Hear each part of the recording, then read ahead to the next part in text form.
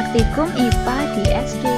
Assalamualaikum warahmatullahi wabarakatuh. Perkenalkan, nama saya Nini Sulistian Nurul, program studi PGSD UPBDC UT Surakarta dengan NIM 8578723338. Saya akan melakukan kegiatan praktikum ciri-ciri makhluk hidup.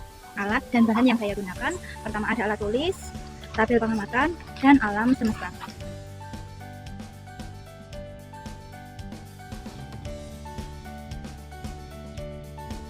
Alat dan bahan yang saya gunakan, pertama ada alat tulis, tabel pengamatan, dan alam semesta. Yang pertama, saya melakukan pengamatan pada pohon pisang. Berdasarkan pengamatan pada pohon pisang, saya mendapatkan hasil ciri-ciri makhluk hidup. Yang pertama yaitu bergerak dan bereaksi terhadap rangsangan. Gerak pada tumbuhan terjadi karena proses tumbuh atau karena proses rangsangan dari luar seperti cahaya. Gerak pada tumbuhan tidak berpindah tempat seperti hewan, melainkan berupa perubahan pada bagian tertentu tumbuhan saja, misal membelok ke arah sendiri. Ciri yang kedua yaitu bernapas. Tumbuhan bernafas menggunakan stomata. Stomata atau mulut daun berfungsi untuk pertukaran oksigen menjadi karbon dioksida yang menjadi awal proses pernafasan pada tumbuhan. Ciri yang ketiga yaitu tumbuhan membutuhkan makanan atau nutrisi. Tumbuhan membuat makanannya sendiri dengan cara fotosintesis. Fotosintesis adalah proses biokimia yang dilakukan oleh tumbuhan untuk mengubah energi cahaya matahari menjadi energi kimia yang menghasilkan glukosa dan oksigen. Glukosa yang dihasilkan inilah yang menjadi sumber energi dan bahan dasar untuk pertumbuhan tumbuhan serta pembentukan senyawa organik lainnya. Ciri yang keempat yaitu tumbuh. Yang kelima yaitu berkembang. Ditandai dengan pertumbuhan fisik seperti meninggi, buah yang membesar dan berat, menandakan itu adanya perkembangan. Selanjutnya saya melakukan pengamatan pada pohon singkong. Pada pohon singkong saya peroleh hasil ciri-ciri makhluk hidup yang pertama yaitu bergerak dan bereaksi terhadap rangsangan. Dua, bernafas, kita membutuhkan makanan atau nutrisi. Keempat, tumbuh. Kelima, berkembang. Selanjutnya saya melakukan pengamatan pada tumbuhan mawar. Pada tumbuhan mawar diperoleh hasil ciri-ciri seperti tumbuhan sebelumnya. Pertama yaitu bergerak dan bereaksi terhadap rangsangan. Dua, bernafas. Tiga, perlu makan dan minum atau nutrisi. Keempat, tumbuh. Lima, berkembang. Selanjutnya saya melakukan pengamatan pada pohon mangga. Pada pohon mangga diperoleh hasil ciri-ciri makhluk hidup. Yang pertama yaitu bergerak dan bereaksi terhadap rangsangan. Yang kedua yaitu bernafas. Yang ketiga membutuhkan makanan atau nutrisi. Yang keempat yaitu tumbuh. Yang kelima yaitu berkembang. Selanjutnya saya melakukan pengamatan pada tanaman cabai. Pada tanaman cabai dihasilkan ciri-ciri makhluk hidup yaitu pertama bergerak, bereaksi terhadap rangsangan, bernafas, perlu makan dan minum, tumbuh. Yang kelima yaitu berkembang. Saya juga melakukan pengamatan terhadap 5 hewan. Yang pertama yaitu kambing. Berdasarkan pengamatan pada hewan kambing, saya memperoleh hasil ciri-ciri makhluk hidup. Yang pertama diantaranya bergerak menggunakan 4 kakinya, bereaksi terhadap rangsangan, bisa mendengar suara, melihat, mencium bau. Bernafas menggunakan paru-paru, perlu makan dan minum serta nutrisi. Untuk makanan kambing yaitu rumput. Kambing termasuk hewan herbivora. Tumbuh dan berkembang, ekskresi melalui urin. Selanjutnya saya melakukan pengamatan terhadap hewan sapi. Pada hewan sapi saya memperoleh hasil ciri-ciri makhluk hidup, diantaranya bergerak menggunakan 4 kaki, bereaksi terhadap rangsangan, bernafas, perlu makan dan minum, tumbuh dan berkembang serta ekskresi. Untuk pengamatan selanjutnya saya melakukan pengamatan terhadap burung. Berdasarkan pengamatan pada burung, saya memperoleh hasil ciri-ciri, diantaranya bergerak menggunakan 2 kakinya dan 2 sayapnya, bereaksi terhadap rangsangan, bernafas, perlu makan dan minum, tumbuh, berkembang dan ekskresi. Pengamatan pada hewan kucing. Saya mendapatkan hasil ciri-ciri makhluk hidup. Yang pertama yaitu bergerak menggunakan 4 kakinya, bereaksi terhadap rangsangan, bisa mendengar suara, melihat, mencium bau.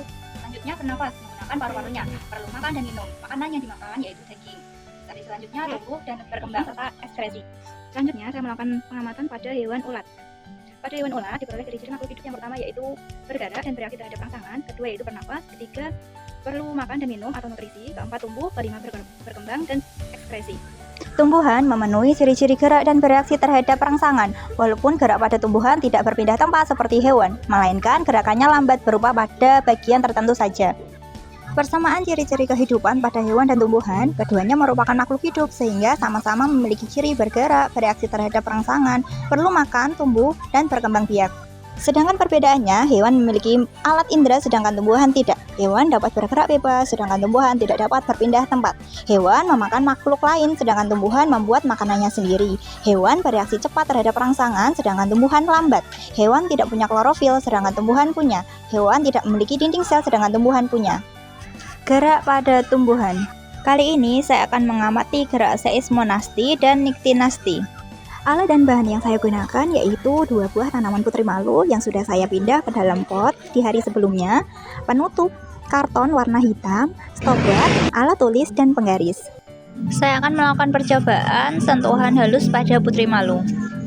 Hasilnya yaitu hanya sedikit daun yang menutup, serta reaksinya sangat lambat. Itu tandanya hanya sebagian sel yang kehilangan tekanan turbo.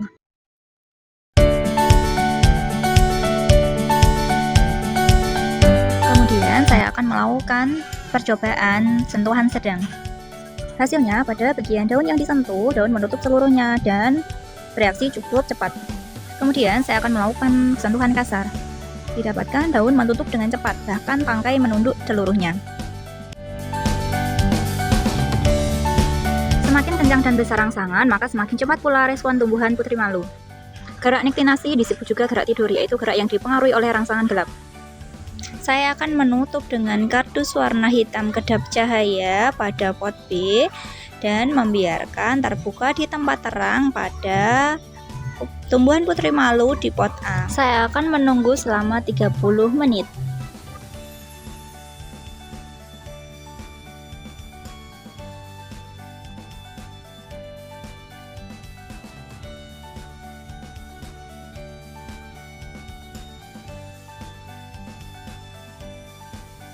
Setelah 30 menit, saya akan membuka penutup pada pot B.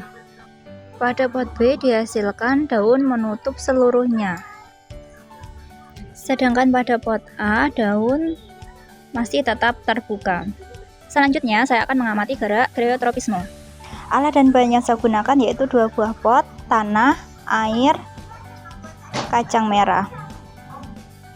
Saya beri label A dan B.